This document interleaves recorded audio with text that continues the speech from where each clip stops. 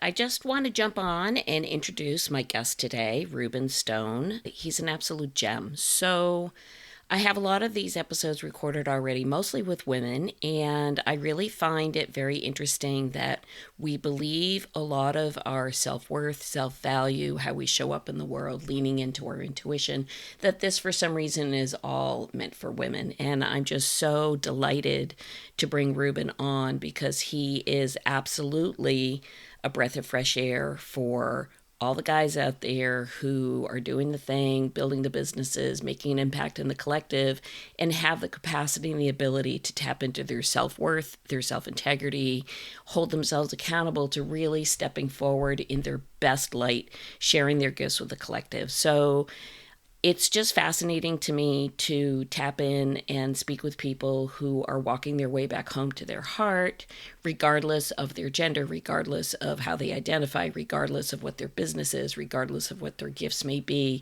And it's a reminder to me that we are all actually truly connected as one through our innermost divine presence of love. And how we choose to bring that forward to the collective is really just the difference of the gift wrap on the box. So without further ado, let's get this rocking. Today's episode with Reuben Stone. Hey guys, you're listening to the Energy of the Untamed Heart podcast, where we talk about uncaging your divinely gifted wild heart to be as free and expansive as you were born to be.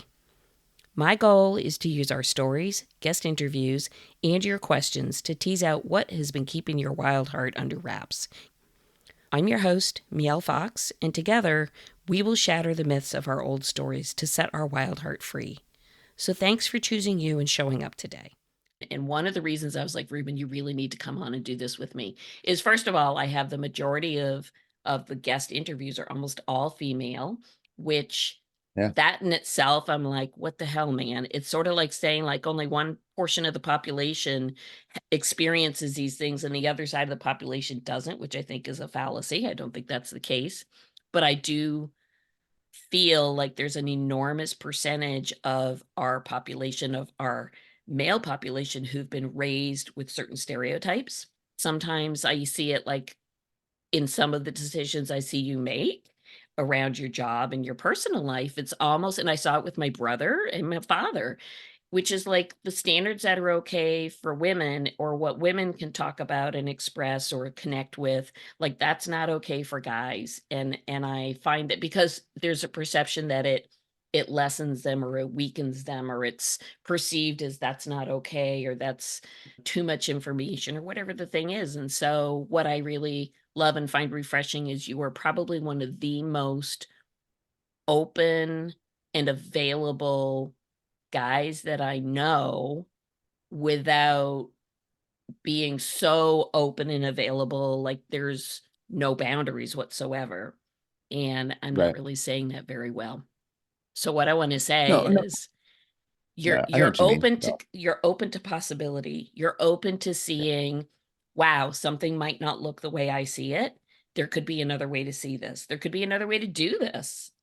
And so I yeah. like that very much. Well, I think that's a very important approach to have, in my world, the minute that I have that attitude that I know everything and know the best way to do everything, any progress that we have going right now is done. Like it's not gonna, my way is not always gonna be the best way. There's always gonna be a better way. There's always gonna be a person that does the job better than I would, or approaches it in a better way than I would, or handles whatever job duties they are better than I will. And that's my goal as the owner of all these couple businesses, is to basically replace myself with individuals that'll do it a lot better than I am, that are a lot smarter than I am. And I think that's why we've been able to grow and evolve as quickly as we have. So I absolutely see that. I see, but what I do see is that the piece that allows you to make this growth, and this is really, I think, key for listeners to understand. The key to creating and allowing for the growth is to not have an attachment or judgment to my way is this, that, or the next thing.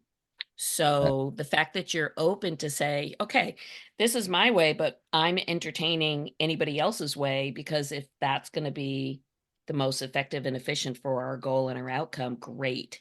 And I think that plays into a business life and it also plays into a personal life. I sort of view, boy, it's interesting. I'm doing all the talking today. Oh, So you're good. I view our connections and our relationships, whether they're personal or business, like a dance. And if you Mhm. want somebody to go along in that dance with you, then you both parties need to conduct, express, step in a particular way so that the partner or the other portion of the relationship has that reflected and then they can get in step with you where you can get in step with them. And I think where leadership conflict shows up in businesses especially is that it's my way highway. I'm the leader. Yeah, Here it is. It's my way highway. And absolutely. that's not real leadership. You know, that thing of teamwork is dream work, I really think is the truth. I think, sure, you need somebody to make some executive decisions, but I Yep. absolutely feel that the teamwork and the letting go piece, the releasing that it doesn't need to be like this is really Yeah. significant. Yeah, and that's the hardest part as a business owner. And we can jump into more context if you want. So your listeners know kind of what we're talking about when I say what business and what business is. But that is the hardest part as a business owner, is taking this task or this job or this role and letting it go and just trying to put enough structure and framework in place to pass it off to whoever the individual is, and then just back off and just let them do their thing. And there is an element in both work and personal life of like kind of learning through failure. Hmm. So the thing that we try to encourage as business owners is changing your relationship with the word failure. It's not, Hmm. it isn't been raised and taught up that, if you fail, it's bad. Like, you screwed up. It's like it's this big scary word, and it doesn't need to be. It can be a learning experience, and Yep. that's really what we encourage our team to kind of grasp is, okay, that didn't work out. Yeah. I failed Try at that, again. but what did I learn? What Right? did I learn from it? And so the acronym that I was always taught about failure, fail, to fail, is first attempt in learning, meaning you Yep. try something, you go with it. If it doesn't fly, it isn't that it will net that goal will never come to fruition. It isn't that you won't succeed in some other pathway. It just means you attempted to do something a certain way, didn't really pan out so great. So what can you take from that? What can you learn from that as you go to the next attempt and the next attempt? And what I find really interesting and I want to sort of bring up is that people think so you're a young man and you're extremely successful in your businesses. Ruben is involved in property management with a co-owner and has expanded from being two guys in a parent's house trying to figure out what to do with their lives a very short time ago to having double-digit employees and hundreds of properties to manage and expanding into multiple businesses in a pretty short window of time. Not everybody can do this, and I think, well, no, let me say that. Anybody who really desires and dreams it, envisions it, and takes the inspired action has the capacity to do it, but not everybody actually comes to fruition with that dream. And I think for you and your partner you have, and part of it is because of this willingness to let go and not need to control every step. I think the second piece is you're extremely visionary. You don't get bogged down by, well, this is what it looks like on Monday, so that's the way it's going to be. And I think those two components of your personality have really allowed you to really grow in the vision that you and your partner want for this business. And I think that plays into our personal lives as well. I see that a Yeah. lot. Yeah. And well, continuing on that trend of the word failure, that kind of goes back to the beginning of the company when Marcus and I were in college, when we kind of doing our fifth year of college, the victory lap, if you will, and didn't still after 5 years of college had no clue what we wanted to do, and just felt kind of lost on that avenue. And we began working a job when we were back home from college, uh, mowing lawns and waxing floors at a local elementary school, which we attended when we were kids. We were just bouncing ideas around, like, what do you want to do after college? What? And neither one of us had any idea. We got linked up. And I'm trying to remember how we got linked up, but we got linked up with a couple individuals that were very deep into the real estate world, multifamily and commercial kind of variety of avenues. There's so many avenues you can go down in the real estate world, but primarily multifamily and commercial were the backgrounds of these individuals, and just kind of found ourselves wanting to know more and learn more. Like it interests us, and it kind of, I don't know, it scratched that itch, I guess.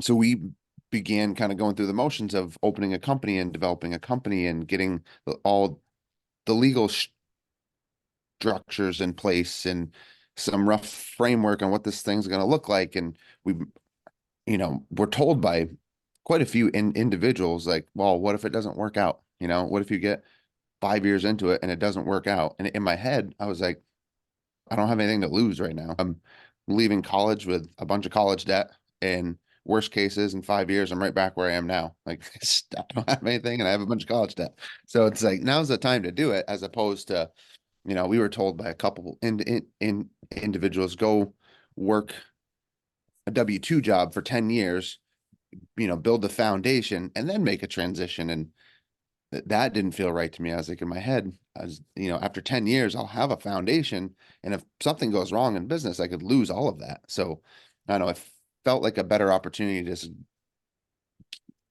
do it as early as we could, because if it didn't work out and we did fail, it really didn't change a whole lot. We were just kind of back to where we were when we began, just a couple years down the road. So it Yeah, so what I was really fun. do, it's interesting, the 2 pieces of that story that really ring so true to me, because 'cause I've got you by a few decades, is the old school thought was you go work for somebody else.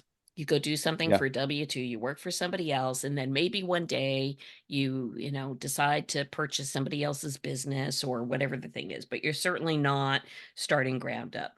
Whereas in today's age for folks getting out of colleges or high school or whatever, the advent of self-ownership, entrepreneurship, ground up business, follow your dreams, go for your visions, and don't rely on the government and the man to like sustain you with a 9 to 5er is much more prevalent. I was raised with, if you want to be successful in life, if you want to get anywhere in life, you have to go to school and you have to go get a job. That's what it was. Yep. It wasn't educate yourself in whatever vein you feel you need, whether that's book smart or experience smart, whatever that is, and then follow what feels really good in your heart and do the thing, which quite frankly, if you do that, you'll be just as successful or more so than going the Right. old school road. But I was the old school. I was raised like, go to school, go get a job, do the thing. And so I do love my career, don't get me wrong, but here I am towards the tail end of my career thinking, well, I'm not completely burnt out. I got more in me, I got more to do. So here I am late in life thinking, wow, maybe I'm going to do this whole other business. Who knows? The thing that I hear you say is it didn't feel right to us to just say, go spend 10 years somewhere else and then start over. So kudos to you for not listening to the masses.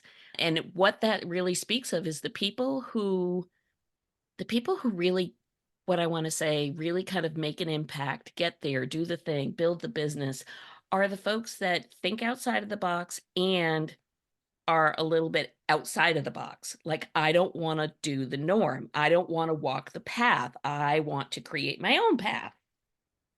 And it's Well, and have a really, little, and have a tolerance with risk as well, too, I think, is and like risk and resiliency. Like you gotta take some level of risk to make any progress happen, but then you got to be okay with that risk you take doesn't quite work out and it kind of creates a little bit of turbulence. You got to be okay kind of adapting and riding that out a bit, because yeah, that's, I don't know. I'm a big believer in progress happens at the edge of our comfort zone or outside of our comfort zone. It's a yes, big thing, and it's, I don't know. It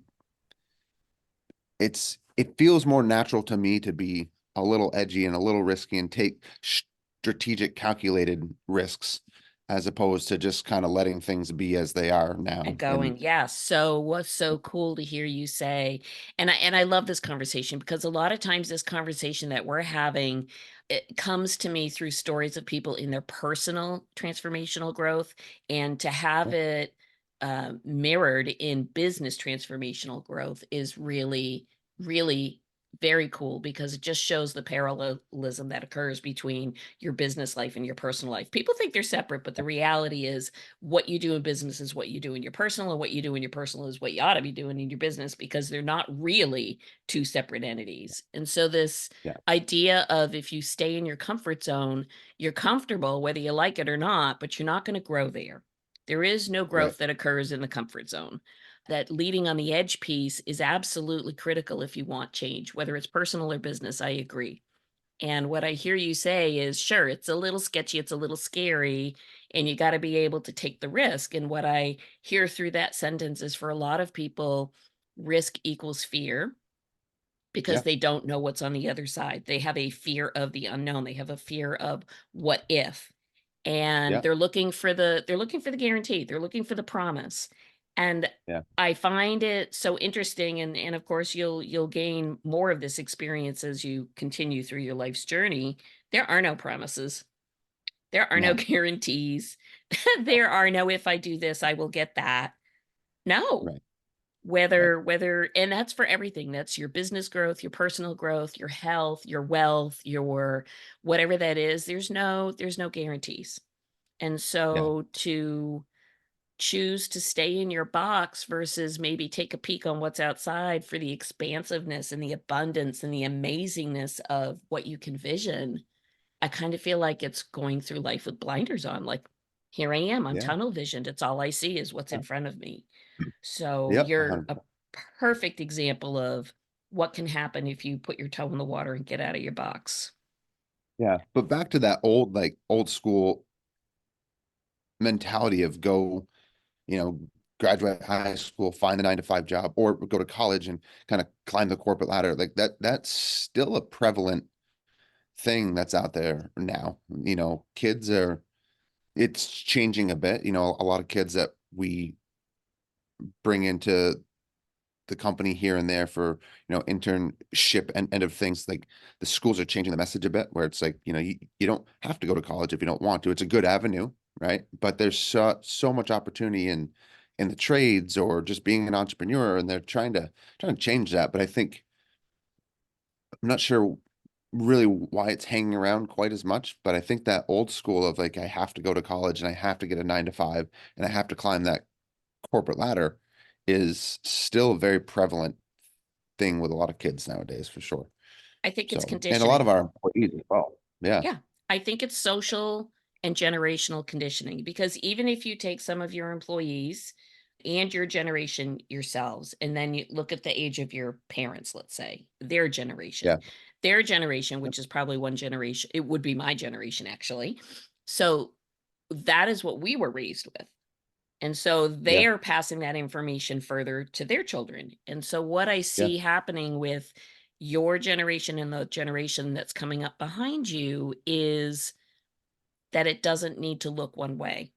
It's Yeah. not, and every shoe doesn't fit every foot. So the difference that I see is that in my day and age of coming out of high school and moving on, it was all or none. It wasn't, Hmm. it was basically, you're going to college because you're not gonna Yep. do anything if you don't, and there you Yep. go. And it wasn't even entertain the idea of. So the fact that they're Yeah. actually putting the idea out there in the education system to say, sure, if you want to go to higher education, great, but it's not the only path to your idea of personal success. Right. So I think that's a really good direction for many people, because truthfully, school isn't for everybody. It Right. helps. And it does. And it helps like if you're wanting to get into like a highly concentrated industry, like accounting or engineering or become a doctor, that kind of stuff, the higher education is extremely crucial to that, of course.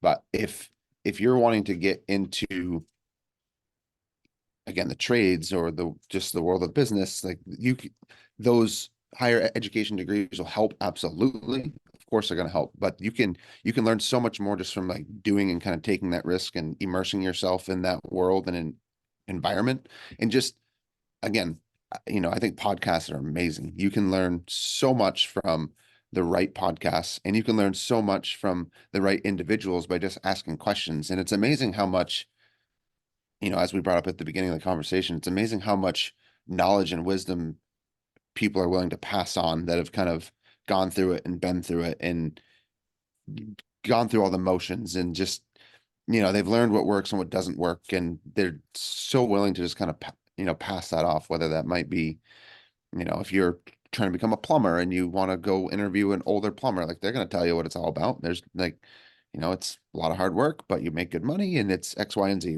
whatever it might be. But I, And I think that's an absolute terrific observation of where are we moving forward. So I am so much of the dinosaur that computers were just coming into existence when I was in high school and junior high school. I mean, we're talking like the computer was the size of like the wall in your bedroom or something, right?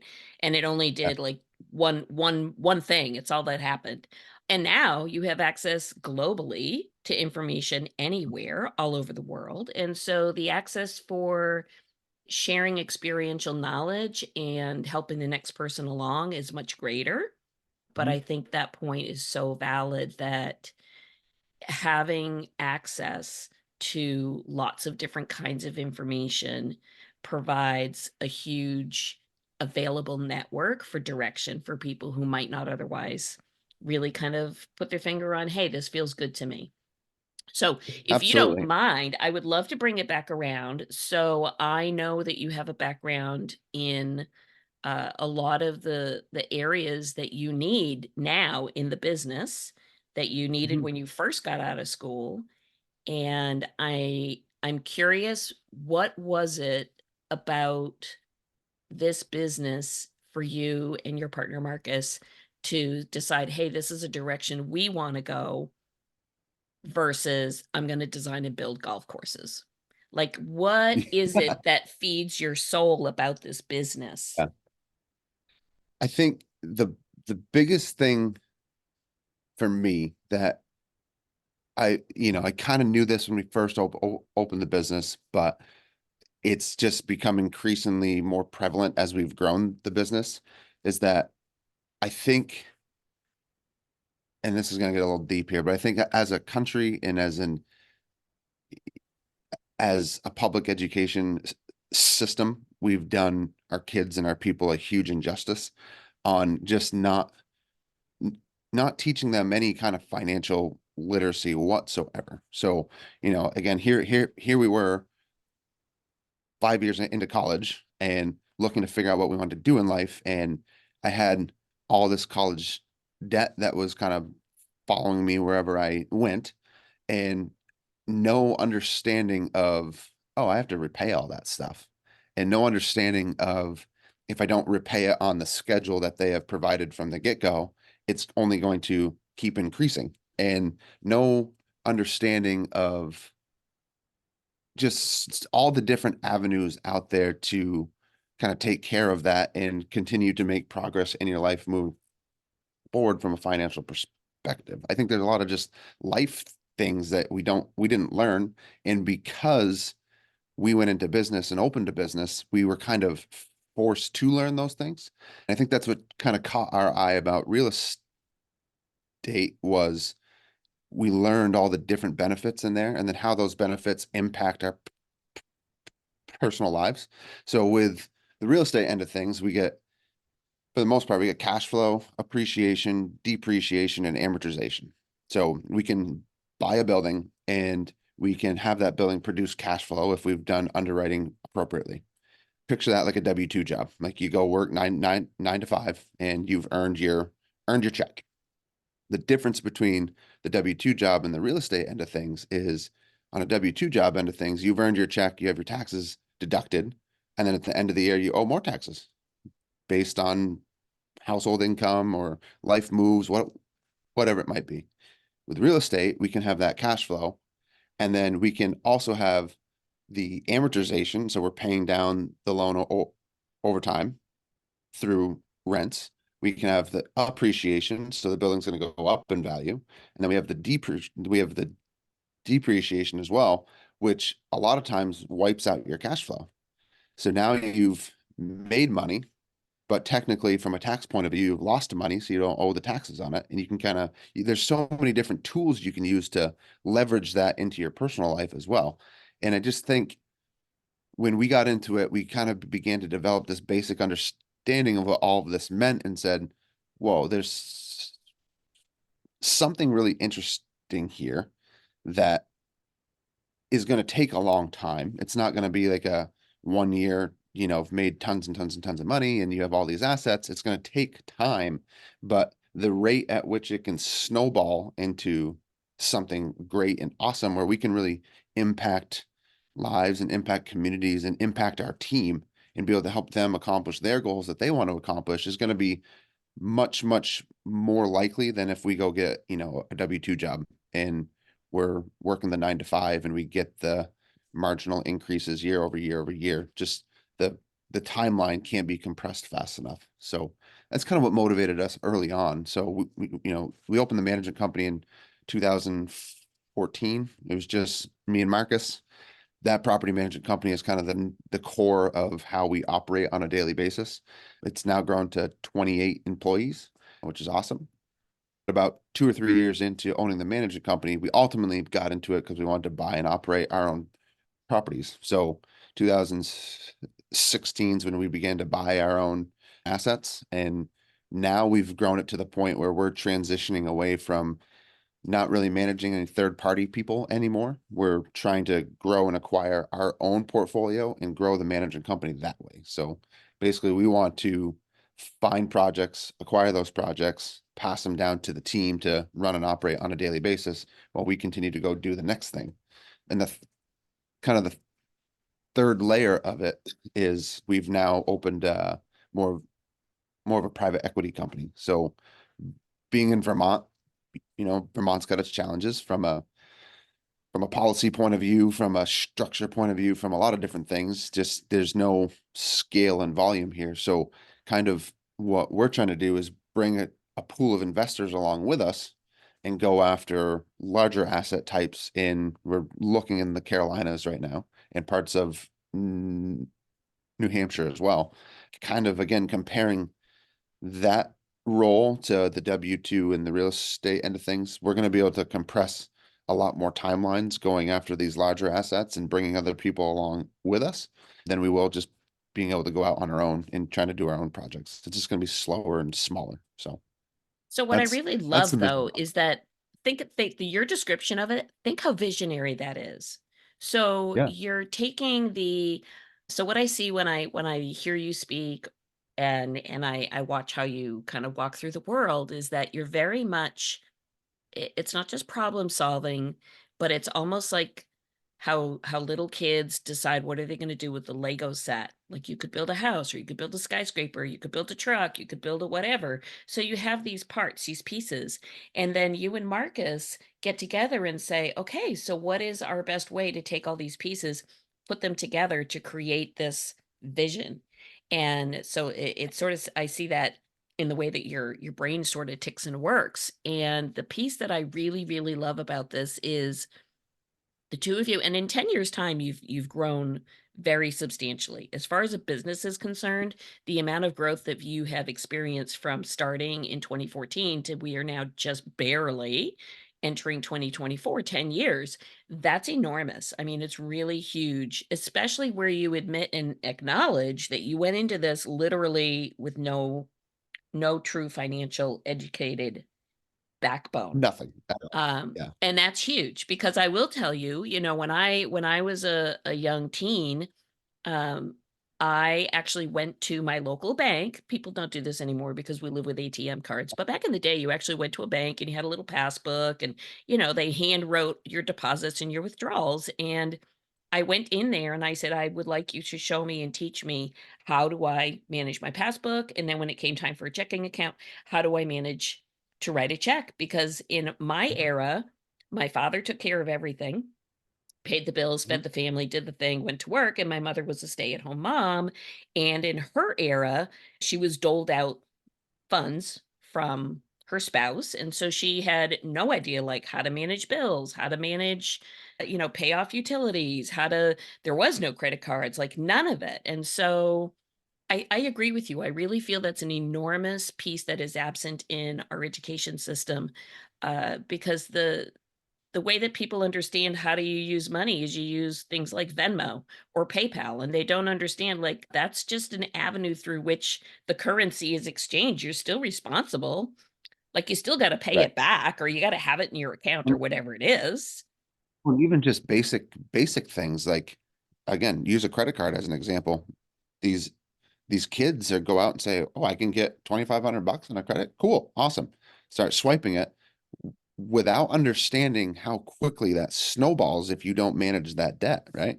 And it's Correct. it's it's just Yes. basic life It's life skills, thing. so it's really interesting that we have this dichotomy going on. We have this, "Go chase your dreams, go build your business, go do this thing." Oh, yeah, but we forgot to tell you that the wheels aren't on the truck. So, Yeah. it's sort of like this mishmash of information, and so I think it's phenomenal that you and Marcus have built and scaled your business to the level that you have in such a short window of time, and that your knowledge base through experience has grown very rapidly. But the piece that I really want to hone in on is that you didn't just do this because, hey man, we're in it, we want to make a pile of money, is that you're changing lives.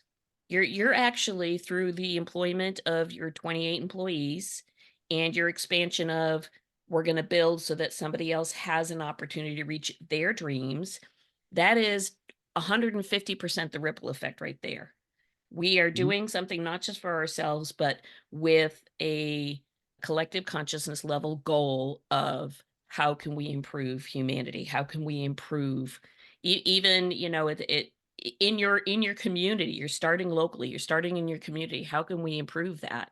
And I think you guys Yeah. do it on lots of levels, not only through providing employment for your employees, of course, but also when you have these structures, there are people who without access to what you offer would not be in a very good way. And so you and Marcus Yeah. are impacting the community locally and the collective on a bigger scale in a really extremely deeply impactful way. And thank Mhm. you. Mhm. We heard a quote kind of early on in our career as well, is that you can get everything you want in life if you just help enough other people get what they want.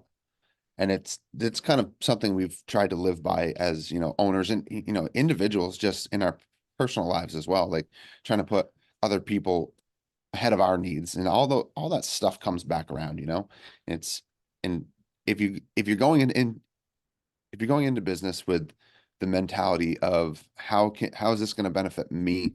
How is this going to play out for me in the long term? How much is this going to make me? You're not going to last very long, or you're going to have a bad reputation. Like, you got to make it about the people, whether that's your customers, or whether that's your employees, or whether that's your investors. In our case, like, if you make it about them, it'll all come back around to you. So It does. So that's sort of a brief descriptor of the universal law of the reciprocal universal law, which is give and receive, basically. yeah. So what I also want to bring up before we're out of time here today is the fact that not only do you dedicate yourself in your business, but I see this with yourself, Marcus, and your other colleagues in your business is that you intentionally make time to nurture what's important on a personal level. So I see that there's it, far more than what happened in my generation is that you take that time out to enjoy the moment, to enjoy life, to take advantage of where are we? Let's celebrate what we have around us, our friends, our family, our social connections. And I see you work very, very, very hard, but I also see you play hard. And I think that life work balance, I have to say honestly, kudos to you and to Marcus. You guys have this figured out. And I'm just curious I'm sure for you it seems second nature, but when I hear of all the things you guys do on a regular basis, I'm like, "Holy smoke, that wouldn't have happened in my day." I mean, in my day, Yeah. you went to school and you worked 4 jobs just to, make it all work, Yeah. and if somebody said, "Hey, let's go take the weekend and do XYZ," it was like, "Yeah, I can't do that." But you guys Yeah. really, really, I see you lean into the well-being portion of your personal lives in order to show up at your best in your work life. Do you wanna talk about that a little Yeah. bit? Yeah, I think I'll attribute a lot of that credit to Marcus. If it was just me running the business, I think I would have more of the old school mentality, like just put your nose down, work through what you need to work through, and not take more time for myself. But I think just him and his background and his approach to just life in general kind of is the total opposite of that. It's, let's work as hard as we can to get where we need to get to, but let's also make sure we take time for family and friends and, you know, ourselves as well. So I think we both did a good job in kind of picking our partnership, which if you're going to go into any kind of business with a partner is extremely important. It's like a marriage, right? And I think we did a good job picking each other on that because I bring a lot of things that he has a hard time with, and he brings a lot of items that I have a hard time with as well, and we balance each other out well. So I think that's I'll attribute a lot of that credit to him for sure. Yeah. Yeah, I think it just makes such a difference too. And again, I think what I see with you guys with the business and how you make time for family and friends and you give back, I really see you globally is what I'm saying, you and the whole business and your partners and your wife and his wife and everybody is really grabbing life right where you need to, which is in the moment, is really Mhm. taking the joy of these are the moments that we have. Let's make the best of them with what we've got Yeah. versus let me work my ass off. And, maybe when I'm 80, I might slow down enough to enjoy whatever. And so that whole mindset, that whole mental mindset of enjoy the moments while you have them, do it, but be kind of Yeah. responsible at the same time. And I see that very clearly in how you have your business structured and how you have your personal world structured. And I Mhm. think that just speaks a lot of if you really want to get back down to who and how you really are, is you really need to step outside of all the chatter that comes to us from the world expecting X, Y, and Z from us and Yeah. taking care of what counts, which is starting within, starting with yourself. Yeah, of course, of course. And that, we Marcus and I had the conversation early on about like what do we want this thing to look like and how is it going to play out? And yeah, we kind of we had the two options. We had the work as hard as we can, as long as we can, and then enjoy it later in life, or work really, really hard, but then take some time along the way to enjoy the victories and enjoy each other and enjoy friends and family and partnerships. And that just felt better to us. That felt more rewarding and more, I don't know, more fulfilling, I guess. So Well, and I think it's a very wise decision because the first option is on the assumption that you can predict what's occurring in your future, and exactly. nobody can do Yep. that. So I think to Nope. take advantage of it while you can in the moment is Yep. absolutely I think that's the goal of why are we here? What are we doing? Yeah, Yeah. exactly. Yeah. Exactly. So If you had to offer any final takeaway for somebody who's thinking to either start a business or get out of school and what direction to go, or what would you offer up? don't do it unless you absolutely love and enjoy it. That's kind of the biggest thing. I see a lot of people just get trapped in, that find a job because they feel like they need a job and they need income, and then they get trapped and they don't enjoy it and they're just not happy and they're not passionate about it. And it's, you know, uh, kind of it right there. So you have to enjoy what you do, especially if you're going to create your own business out of it. It's crucial that you love and enjoy what you're doing because if you don't, no, no one else is going to love and enjoy it as you begin to build that team, right? Yeah, you're pretty So wise for a young man. You're a very wise young I've man. met a lot of smart people. That's the only reason. Yeah. Oh my goodness. So listen, for anybody who either is itching to sell you a building or wants to be involved or needs more information or wants to pick your Yeah. brain, how can they reach you or Marcus or both of you? I think, I mean, multiple avenues, but I think the best thing would just be go to our website, which is granitecitycap.com, which is kind of our new adventure and endeavor that we're working to really ramp up in 2024. So that's the best place to go. Perfect. I love it. I appreciate your time. Thank you so much. No problem. Thanks Wise, for having wise me. This is words. fun. It is fun. Yeah, this is I fun. know. It is a lot of fun.